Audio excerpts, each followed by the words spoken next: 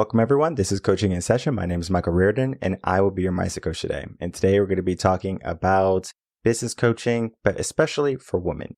We touch base for the men, we touch base for the fellas, we touch base for all high-achieving entrepreneurs. But my guest today, she specializes in helping businesswomen understand more about how they can achieve their fullest potential in their business and career.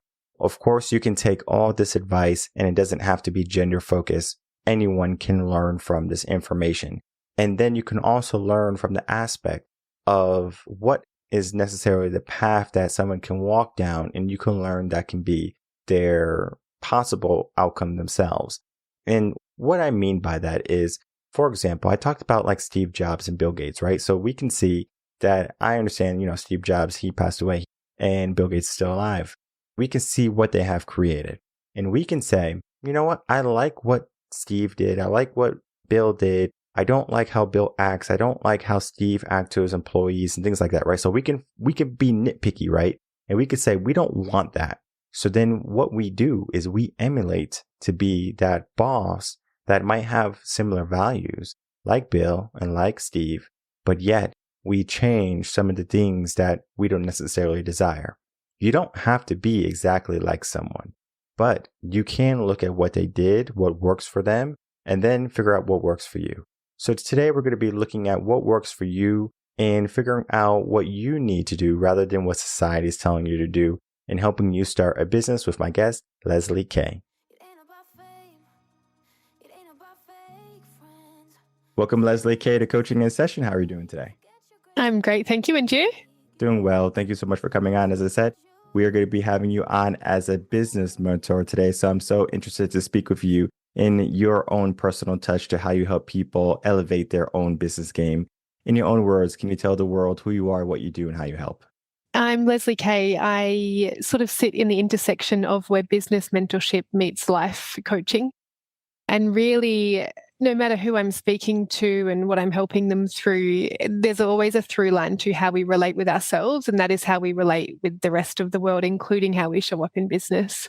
So I love to guide people, women especially, back into grace in their lives and their businesses, and allow them to cultivate more pleasure, play, and prosperity through the platform of reflection that being in business with yourself offers you as an entrepreneur.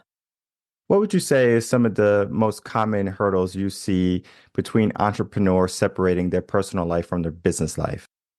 We live in a society that programs us to wear masks. It essentially tells us that it's not safe to be our full selves. And especially what was true for me, I had a big corporate business before stepping into the coaching world where I truly felt like I was living out two lives or two versions of myself. And it kind of created a disparity in my own psyche where I labeled one part of my personality as good, the high achieving, multi-million-dollar making businesswoman, versus the soft, sensual, spiritual side of me.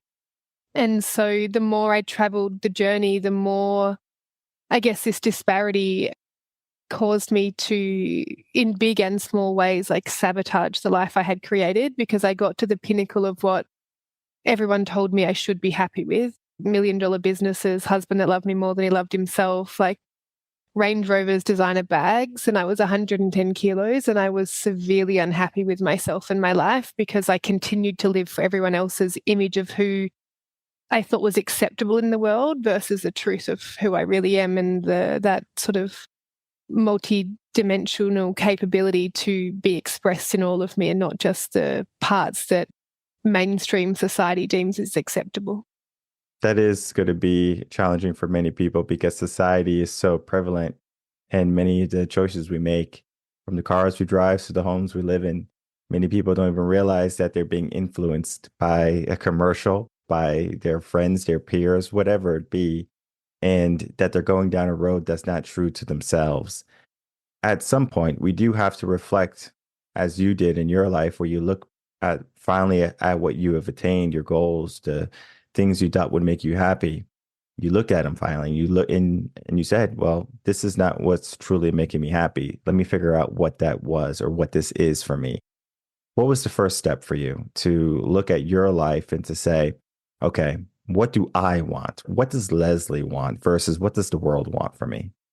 I guess the pinnacle was achieving everything and then feeling this insatiability for more, which made no sense because I had everything that I should have wanted. And it sort of forced me to stop and to look and to really, I guess, take stock of everything I had in my life and how I truly felt about it. I sort of tell this story where, I had quite the interesting childhood and I sort of packed up my trauma and ran as fast as I could away from the life that I didn't want, that I never actually stopped to ask myself, what is the life that I do want? And I think a lot of people similarly sort of go towards or move away from what they know they don't want. I don't want poverty. I don't want pain. I don't want abuse. And then we sort of just run in the direction of where we think we're going to find freedom, which often is in success. And for me, the truth was when I got there, there was no fulfillment. There is actually, I sit in this intersection of science and spirituality, and there is actually a behavioral process that we go through where entrepreneurship tends to lead us into spirituality, because once you start to make money and you start to actualize everything you desire, we start to ask ourselves questions of fulfillment. And is this all there is? And, is the next promotion or the next $1 million salary going to actually keep sustaining this hunger? Then we tend to slide off that entrepreneurship into spirituality. And for some of us, and what it was true for me, is the pendulum swing where we denounce money and denounce success and sort of look at the world through service and how we can give back and how we can create change. And then the completion of that cycle, where I feel we come into more wholeness, is sort of stepping back into entrepreneurship, or when you're in entrepreneurship, steering that ship towards purpose and passion and contribution, rather than fulfilling a need to prove to yourself that you're worthy of success or love or recognition, whatever it might be you're seeking to make up for from your childhood generally. Yeah, no, that's a great way to look at it, because in a way, we do run away from the things we don't like. And if you ask someone what do they want, it's almost a question is like, I never thought about that. Where if you start to ask yourself, well, what do you want? Then you can be more concise on what you're giving yourself the plans for. Because if you just kind of haphazardly go through life, you're going to always find yourself at a dead end and you're going to say, this is not it. But now we're going to get into the aspect of business, because there are so many businesses that someone can begin. Someone can start a business doing concrete work. Someone can do, a sewing company. Someone can make a big Bitcoin company. I mean, there's endless businesses that someone can create. How would someone know what businesses are for them and not for what they were influenced to? Similar to how we already started off our conversation, it's almost like we want to be business people, but is the business we're starting true to us? There's a couple of pieces I want to touch on here. Don't be afraid to fail and don't be afraid to try. So there's a through line to every successful person I surround myself with, I coach, I'm in relationship with, is that it's not that there's no fear of failure. It's that quintessential, like, feel the fear and do it anyway. Because we can get so caught up, and a lot of people I speak to in the beginning stages of business are like, well, I don't know what my passion is. I don't know what my purpose is, so I'm just not going to start. I feel there's an essence of allowing yourself or giving yourself the grace to fail and giving yourself the grace to try and to stumble. Because if we continue to sit on the sidelines and don't start a concreting business because concreting's not giving back to the world, we're kind of missing the point. And I also want to approach this, I speak to people that are in service-based businesses that's not, coaching or healing or has a spiritual vein, and they think they're not contributing in a big enough way. And what I want to remind people is that we're all feeding into ecosystems. And if we can be conscious in the ecosystem that we're creating, that is creating change in the world. And what I mean by that is, if, let's say, you start a concreting business, you get to choose your own hours. And rather than working for the man, you can, schedule Friday afternoons off so you can come home and spend Friday afternoons with your wife and your child. That level of contribution to your life and to the love that you're giving back into the world through presence with your wife and your daughter is a radical act of being in service to the bigger picture.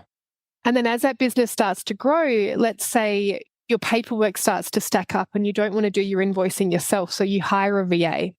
And so now you're feeding into, maybe it's a mum that works from home because she can't get childcare and can't go to the office, and she can do your invoices whilst her baby's asleep or something like that. So rather than thinking, if I'm not solving world hunger or not contributing to world peace, my mission isn't big enough.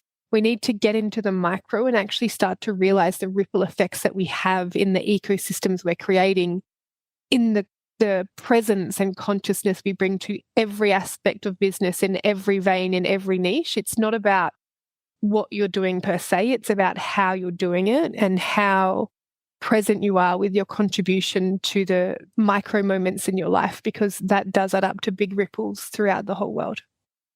Sometimes I like to phrase it in the sense of like, what is your favorite food or your favorite dessert? So you might say, my favorite dessert is ice cream. And I say, okay, what flavor ice cream? Do you like strawberry? Do you like chocolate? Is it vanilla? And they say, well, I prefer to have vanilla. Well, why not chocolate? And they say, well, I just don't prefer chocolate. So you had to have chocolate at one point to know you didn't want it. Was it a failure that you tried chocolate and you didn't want it? No, it's just now you have a preference and you figured out what you want. And in a sense, if you have a business, you start a business, you go down a career, profession, a path, and you're like, this is not for me. It's not so much that you were wrong that you tried it, it's that you learn. And many people they're just so afraid to make mistakes, whether it be the smallest of mistakes, like, oh, I don't want to waste like 1 year of my life going down this path, yet they'll waste a year on their phone, Truly. and they don't necessarily see what they're doing wrong. It's almost like they have their blinders on and they can only see what they want to see. And as we begin to get more focused now, right? So now they have their vision, right? They know what they're going to go for. They at least have a passion for what they're going to go for. They have some type of inkling. They're not necessarily afraid to make a mistake, because you might have a huge passion for something, go for it and realize it's not for you. There's nothing wrong with that. We are on that path now. But now we get into the aspect of, do we want to do the work? Because being a business owner is not the same as being a 9-to-5 employee worker. I mean, it is extremely different. Yes, it is satisfying to the level that we get to make our own hours. We get to be our own bosses. We don't have to work for the man. But now there's more responsibility for us. Now we have to hold ourselves accountable. And yet we live in a world today where people want to give accountability to the win and hope it doesn't, come back into their face. How can people start to get that business mindset that is necessary to help them not only start their business, grow their business, but help their business thrive? I love this. And it's going to come back to what I said at the beginning about, no matter what I'm coaching people on, it's the same vein. Where we're not happy in life, we're often not taking self-responsibility.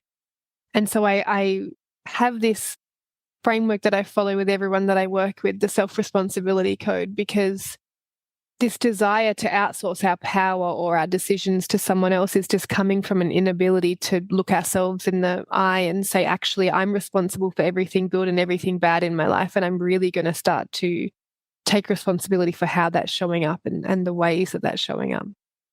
Sitting in the sidelines, working a 9-to-5. And don't get me wrong, people also need to work 9-to-5s. I don't say to people that everyone's cut out to be an entrepreneur or run their own business. And the world functions because people like to be told what to do, and that's okay. And I think I also want to touch on, not everyone has to start a business. I come from big corporate world. So for me, it's just about finding an ecosystem that works for you. So maybe it's working part-time, or maybe it's finding a boss that lets you work from home. So I also just want to touch on, we need people that like to serve other people. And there's no shame in that. I look at it as having a masculine frame to the feminine flow, that some people just need a lot more structure in order to function in their work lives. And that's okay. Some of us just need a lot more containment and structure in order to shine in our chosen profession.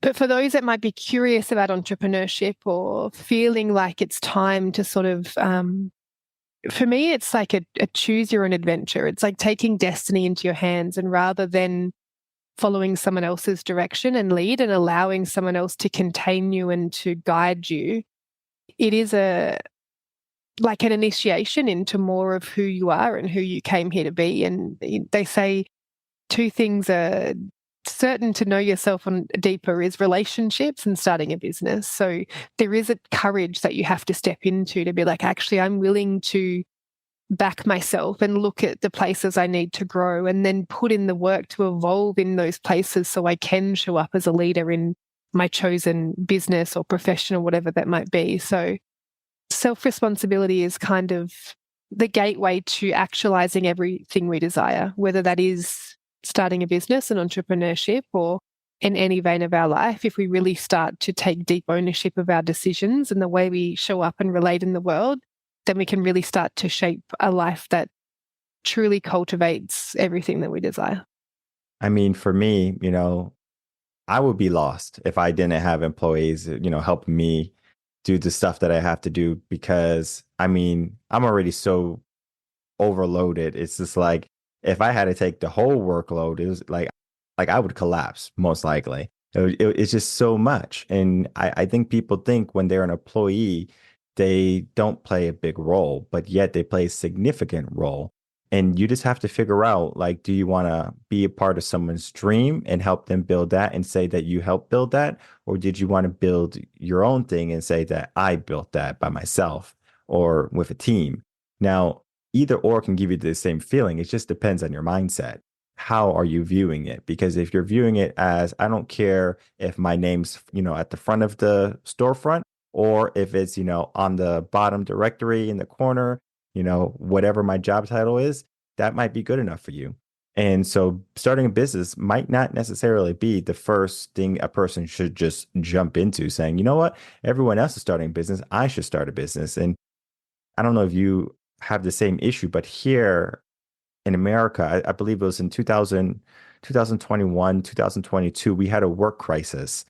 Like not a lot of people wanted to work anymore. And it was because of the pandemic and it was a lot of lockdowns and a lot of people lost their jobs and a lot of people didn't want to depend on a business anymore because they felt like it wasn't going to provide them security. So they decided to do everything themselves.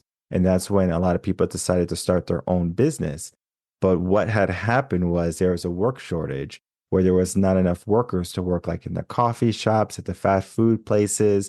It was causing a lot of issues. And business owners started to see that, like, oh my goodness, like this is a huge strain on the business because there's no one that wants to work. And then you have the other side of people who might want to work, but then they're not necessarily in the mindset of having a good work ethic. So you have your maybe 18, 19, 20-year-olds who are just kind of going in for a paycheck versus going in for a dream. So there is some different avenues that we can go down because you can go in for a paycheck, you can go in for a dream, or you can go in because you want to build something. And all is going to lead to, I guess, a different end goal when you're older, right? Will you have any regrets? And some people, when they're 65, they look back at their life and they say, I would have done this different, or I would have done this, or I wouldn't have done that. How can a person who is trying to give themselves the best career and doesn't even have to be starting a business, this is best career in general? Typically, most people are going to have some type of career. If not career, they're going to have, maybe stay at home wife, whatever. But that's also a job, I believe, that they're going to be completely satisfied that they walk down that path for. What's your take on that? Find out what your values are and make every decision in your life from that place. Life becomes a lot easier to navigate, to be with the highs and the lows if you're walking the path in devotion to your values. And so, the more we can understand what they are and live and lead from that place, the easier decisions become. And you can then often look back and in moments where maybe you made a wrong decision, you can stay like true to this compass of, but I was living to my values. And so it kind of insulates you from regret because you're coming from a place of deeply knowing yourself and again, allowing grace for perhaps making the wrong decisions, but using values as a compass to keep guiding you back to this path. And I think that's one of the easiest ways to sort of actualize a life of your dream is to know your values and to stick to them. And similar for employees that want good employers is find out what their values are and motivate them from that place. Like if they value family, offer them a 9-day fortnight so they can spend an extra day at home. If they value travel, can they work part of their job from a different location so they can then, spend the weekend holidaying? Can they fly somewhere and, work Friday from a cafe, spend Saturday, Sunday in a tropical location, fly back Monday? So when we start to function both as an employer or employees or even entrepreneurs from our value set, we can really start to buy into this intrinsic purpose and passion for life. And it starts to make decision-making and reflecting a lot smoother because we know that we're in alignment with our truth. And as I say that, our truth can change and shift, and give grace to that too. I'm pretty solid in what my values are, but when I first created them, they did change a little, and more so because the more I lived them out, the more I was able to set my compass to the truth, rather than, I feel we start really wide and we get to become really granular the more we live out our values and live out our life.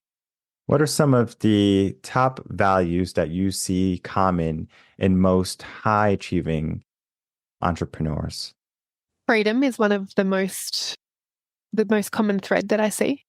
When you ask people why they like making money, basically, it's not actually about the money, it's about the freedom that it can ascertain them.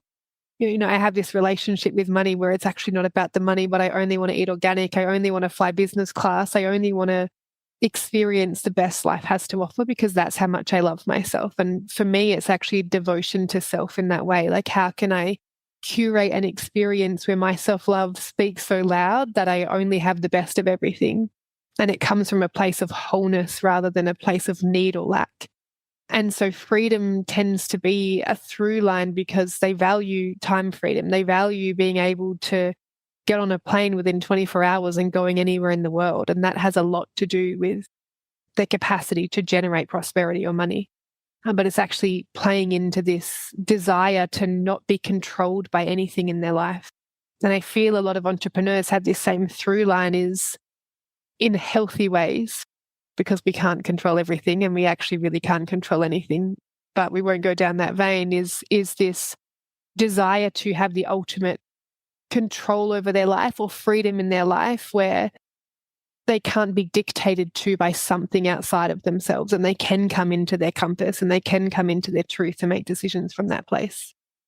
For me, love has been a vein with the people that I work with. I'm not sure if that is true for every entrepreneur, but this consciousness of, being in service to something greater than ourselves, this being in service to the evolution of humanity as a whole, and starting to, whether their business is in that vein or whether they just wield their profits in a way that's actually contributing to society in positive ways, and whether that's through environmental moves or giving back to underprivileged, third world countries, whatever that might be, there's this vein of universal love that trends through prominent business figures that I speak to. And, I'm in a lot of plant medicine spaces, and that's probably, some through lines there. But I feel there's a shift in the collective entrepreneurial space to start to ask the questions around, there's got to be more, and what am I doing this for, and what impact and what legacy am I leaving in the world?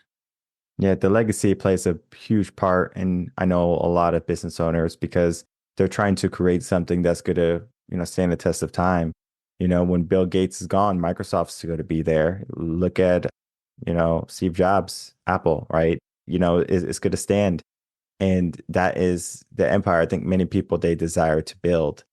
But yet we do have to look at, is that truly what you want? Because these men, and, like if we go to women businesses, have sacrificed, whether it be family, their own personal endeavors that they wanted to, maybe do or try, but they couldn't, or they didn't necessarily feel was something that was going to be an immediate concern.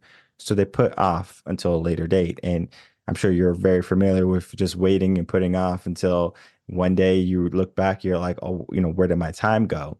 So when we're young, we have all the time in the world, they say. And we can, go to college, we can start this business, start that business, try this and that. And then as soon as we start to get a little bit older, we start to become more laser focused. Let me be more conscious about what I'm doing and spending my time on. And so now they become a bit more narrow. Maybe they're more family orientated. So they're like, okay, I want to have a family. I want to be this type of dad, this type of mom. And so they choose a role at this point because they find that it's more difficult to play Superman or Superwoman and to juggle everything.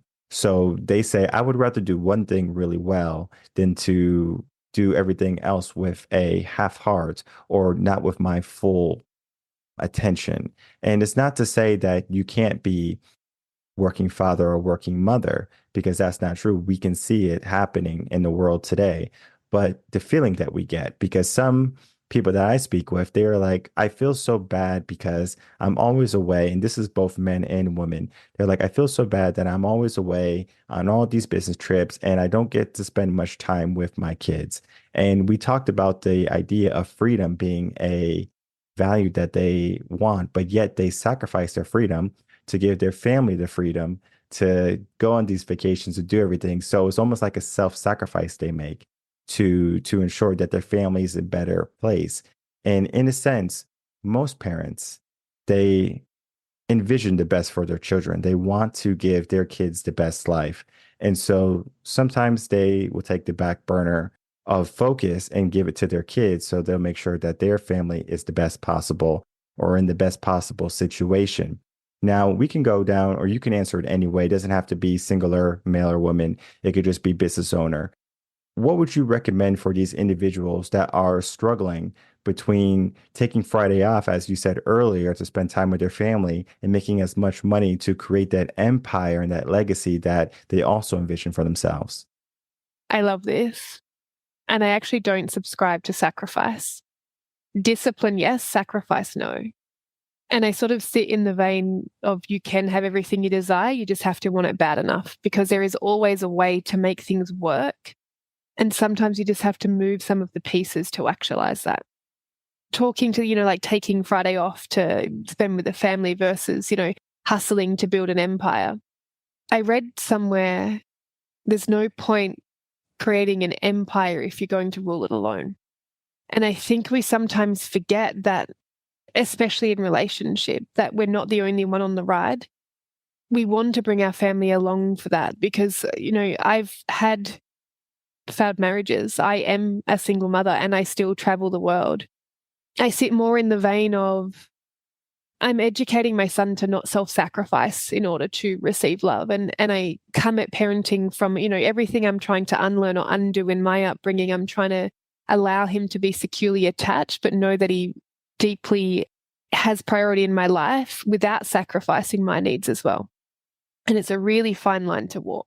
And the only way I've been able to do that is by letting go of expectation of society and truly just staying in my compass and my truth and my values and walking this line of how can I both be mother and in the archetypes in the world that I live in and maiden, this version of me that is deeply nurturing and loving and, gives everything for her son. And I was also me before him. And how can I make sure I'm giving to myself first and fulfilling my needs? Because I've witnessed in so many, especially career-driven women, that try balance parenthood and building careers where they sacrifice a lot of their career for their child, for example, where we subconsciously suppress this anger and rage and jealousy because we pour into our children too much and we don't come at it from a place of wholeness. We come at it from a place of lack, and it spills out into our relationships and it spills out into motherhood and it spills out into subconsciously sabotaging our relationships with our children, or they turn 18 and we never hear from them again because we've basically, from our own lack, we've poured into our children and made our whole lives about them, and they feel this surmounting pressure to sustain our happiness. And so the way in which I parent is by consciously choosing secure attachment, which means not pouring out of myself too much and not pulling from my child too much, and finding this middle ground of really coming into balance and truth with filling up my cup first in a way that makes him feel considered and chosen, because I don't want to, we're never going to do things perfectly, but my wound is abandonment and I don't want to create that same wound within the fabric of his being. And it's a balance between consciously choosing myself and choosing motherhood at the same time. So that's sort of my encompassing thoughts around motherhood. There is and to harmony. touch back, yeah, there is a harmony. I talk about this perfect tension point in life. We're never going to get it right, but I aim for the perfect tension point. I aim to find the harmony in the push and the pull and the give and the take. And then grace when I don't get it right, because I don't always get it right. But I can feel where he's secure, and then I can feel the times or the places where he needs more of my love. And it's up to me to give that to him to find the harmony and the balance again. And then when it comes to, type A personality, high achieving business people, which was me and still is to some degree, I think we've been programmed to believe that we have to sacrifice. And I want to, touch on, there's a difference between sacrifice and discipline. It's being a woman and being in this world of like receptivity and femininity and boss babe era. I don't believe in sacrifice, but I do believe in discipline. And that might mean, waking up an hour earlier to ensure that I can both work out and get all of my work done and have time with my family. It might mean working one Saturday a month so I can have a Friday off, or, finding this tension point, finding this harmony where I talk about alignment. So for me and for the women that I coach, I work in tantric principles because it does bleed through into success and everyday life. And I look at pleasure, play, and prosperity. And they're our centers within us. And pleasure is not just about sexuality, but like how much joy can you have in your life? How much pleasure can you allow yourself to have? Play for me is love and connection. And it's ensuring that we're not building empires and then reaching this pinnacle of success and getting there and looking around and being like, well, I went through a divorce and I lost all of my friends because I didn't nurture myself or the relationships in my life. So now what's the point? And prosperity is feeding into our growth and this logical part of us, this part that seeks evolution. And so when I look at sacrifice or success or, having everything we desire, I tend to come back to, am I making decisions from full alignment? Or am I just chasing money through my logic and through the fact that I know that if I work 12-hour days, I'm going to achieve X, Y, and Z? But I'm actually neglecting the fact that I don't have any fulfilling relationships. So what's the point? And there is no pleasure, there is no play there. Like, to relate it back to sexuality, maybe I don't have a sex life or I don't have any intimate relationships, and life becomes void of pleasure, void of the stuff that makes it good, the fullness and the fulfillment that comes from actually allowing and giving yourself permission to live from this place of alignment rather than just living from the mind and chasing the next achievement or accolade to fill a void that you're likely trying to fill because your other centers aren't in alignment and you're not actually living out a life of fulfillment. You're just racing to a finish line that actually isn't everything it's cracked up to be when you get there. And I like the idea of sacrifice versus discipline, because if there is a will, there is a way. And it might not be easy. It definitely might not be easy. Some days you might come home and be like, oh my God, like this is tough. But you can push through. And the people who push through, they come out on the other end stronger and ready for the next day. And it becomes easier as you progress, as you keep on working, as you continue growing. It's like going to the gym. The first day you might be weak, but if you go for a day straight, for a whole entire year, you're going to be a lot stronger than day one. And our mind, the same thing happens, right? We mentally fortify ourselves, and the things and the skills that we do and learn, we are going to get stronger. And this is life, right? We evolve, we enhance ourselves. And the conversation that we have is just the beginning, because people can begin to enhance their life, their business, career, and a deeper understanding of what they truly desire. Be it that you want to go down a career path or you want to learn how to live in harmony with yourself. This is all going to create an equilibrium in your life that you're going to say, I'm happy that I chose this. So as we begin to wrap up, I would love for you to share with the audience how they can find you. Social media is the best and easiest way. So it's at Lezly Kaye, LEZLYKAYE. That has links to the ways you can work with me or the podcasts that I'm on. So if you jump across on Facebook or Instagram, I'm most active on Instagram. You can find me there and then click the link in bio and have access to everything that I that I offer.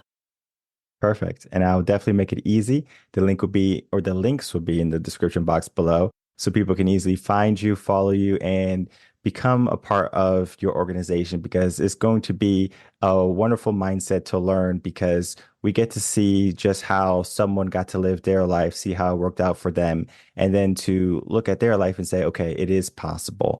And that right there is what we can do too. We can be pioneers for other people. We can say that this person has done it, I can do it too. And when one person has done it, then it makes it believable by everyone. Think of John Bannister and the 4-minute mile. Everyone thought it was impossible until one person did it. So if you need some guidance, if you need some help, look no further. Lezly's going to be a great example for many individuals trying to get into this work-life balance, if you want to call it that, or work-life harmony, and learning more about how they can enhance their business acumen. I want to thank you so much, Lezly, for coming on, spending some time, and talking about your work. All right, everyone, I'd like to thank you so much for watching that interview of my guest, Lezly Kaye. What went on in the episode is not only did we talk about the ideas of starting a business, being a worker, starting and maintaining that high level mindset you have to have, but having some patience with yourself, because you can't build a huge empire just like in one day. Like, okay, I want to start a business and boom, it's successful. Yes, you can be that fortunate. Sometimes you're going to have some hurdles, some trials and tribulations. You're going to have some hiccups along the way. And whether they be business, relationships, family, whatever, you might have some hiccups along the way. But as you go, you become more refined and you learn, right? We learn from our past, and they don't even have to be past mistakes. Like, we don't have to call them that, but we learn from our past. And wisdom is we learn from others. So I'm going to learn from maybe my father. I'm going to learn maybe from my older brother, people who have already walked the path that maybe I'm aiming at walking. I might have business mentors. I'm going to look at their life and I'm going to say, is this the life that I want? And if it is the life that you want, then sure, go for it. And I remember this is a older interview. I think it might have been either an individual episode or like an interview, or it was a group episode with my good friend Ted Phaeton. If you haven't watched that episode, check him out, Ted Phaeton. He was talking about how he was hanging around all these high-level entrepreneurs and how they would go travel and they would do all this. And Ted and his girlfriend and wife now, she was worried, like, hey, are you going to be going out and, spending all this time doing all these meetings and not have time for me and time for the family? He was like, no. Like, I'm just learning from these individuals. I understand that family's first. He knew that family was first. And his wife didn't want him to step away and to just be one of those high level achievers that will go out and travel the world and spend 1 week with their family a year. She didn't want that aspect. She wanted the husband who was going to be home, there to support her, there to be there with the kids growing up. She wanted that. And it wasn't so much of he didn't want that. They wanted the same thing. That's why they're married. In a sense, sometimes our values are just not in a line. And so you might want to be this high level achieving person and realize that, well, this person is going to be an obstacle for me, or this person's stopping me from truly wanting to excel in life. I don't believe it's that, because at some point you don't sacrifice. You don't sacrifice. Like, I don't believe I sacrifice when I hang out with my son. It's like a pleasure. Like, when I don't have to do stuff, I'm like, great, hang out with my kid. This is enjoyable for me. I get more workers as I want more freedom. That's just what happens in my life, at least. Right now, it's just like, if I feel like I'm too busy, I don't have time to focus, I don't have time to get things done efficiently, effectively, and properly, that means I need to delegate some of my workload. So I will get another VA, or I'll get a new podcast manager or something along those lines. I have so many editors for the podcast, it's ridiculous. And it's just because I'm churning out, again, it's only 3 episodes, but it's seemingly very high quality, and not in the sense of video, but I do my best to get the best audio I can. I mean, I could go for the big studio setup, but I chose to just have a simple setup because I wanted to not give the image for at least season 1 that anyone can do this. This is possible. You could become a coach. You can become a mentor, especially if you have the wisdom for it. And this is what I'm trying to say, right? You can look at someone's life and you could say, I enjoy that life. And then you can look at someone's life and say, you know what? I don't want that life. You can look at a mean person that's just being rude to a dog or a cat or whatever, and you're like, I don't want to be that person. Maybe it doesn't even have to be an animal. Maybe it could be a human. How someone can degrade somebody. And you say, I don't want to be that person. So we learn, whether instinctually or subconsciously, that we don't want to be certain people because of how they act, how they choose to live life. We choose something different for us. In order for that to happen, we have to know what we want. We have to know the direction that we would like to walk in. And this is where many business mentors shine because they can give some direction to the individual. And it's not so much of what I did, but figuring out what would you like to do? Because I can talk about what I believe all day, but if you want to know something about that, you go to Mindset OD. I'll tell you that all day long. This is not about me. This is about what would you like, right? Think of it as, I already used this example once before. I don't know how long it was since I last used it, but imagine going to a restaurant and you sit down and you're in the mood for a hamburger. When you order a hamburger, they say, okay, not a problem, be right out. And you know what they bring you? They bring you a salad. And the salad doesn't even have any meat on it. It's just salad, tomatoes, that's it. And you're like, but I ordered a hamburger. And they're like, well, you got your lettuce, you have your tomato, you're just missing the beef patty and some bread, but it's close to hamburger as you're going to get. Okay. And now you're going to say, well, I feel like I've been robbed, right? And they still give you the bill. Sometimes in life, you can feel that way, especially like if you are going in for something like as simple as a hamburger, you get a salad and you might want success, but you get failure. It doesn't feel good. It's not what you ordered, but yet we have the capabilities to get that success. It might not be because someone gave it to us. It might have to be that we went out and we got it for ourselves. So that wisdom, as I was saying, is something that you can look at someone's life and say, this is the life that I truly want. You can pick and choose what you want, right? Think of it as, do it yourself, make your own type of thing. So if you go to an ice cream parlor, you can get as many toppings as you want, but then you're not going to typically put the toppings you don't like. So if you don't like Oreos, you're not going to get Oreos. But maybe you want sprinkles, you want gummy bears, you want cherries, maybe it's chocolate syrup, caramel, right? So that's it, right? It's a lot of toppings. That right there is going to be what you want. Maybe a person behind you, they only get sprinkles and chocolate. Did they do it wrong? And you did it right? As you can see, there's different choices that we can make. Just because you made a different choice, it doesn't mean that the person behind you or person next to you made the wrong choice. We all get to make our own choices. However, our choices do have consequences long term. Now, we might think that we're keeping our head above water. And in a sense, we might. But sometimes when you least expect it, you're going to drop something. And it's not on purpose most of the time. It's just that we dropped the ball. I had guests come on. They were so busy. They were just saying they're doing all this and doing all that, and they forgot their kid or something along those lines, or they weren't able to make one of their events or something like that. It's interesting for children growing up because it might seem insignificant to not show up to a parent-teacher conference or to not show up for their third grade recorder recital. It's not that big of a deal, but to them, it could be. So sometimes we have to choose one or the other, where we can choose a business meeting or we can choose our family. And I had to make that choice, and my kid is only 1 year old. Heck, before my kid was even born, I had to make that choice because my son was born 1 month early, right? And I was planning all this perfectly. I was like, this is going to be perfect.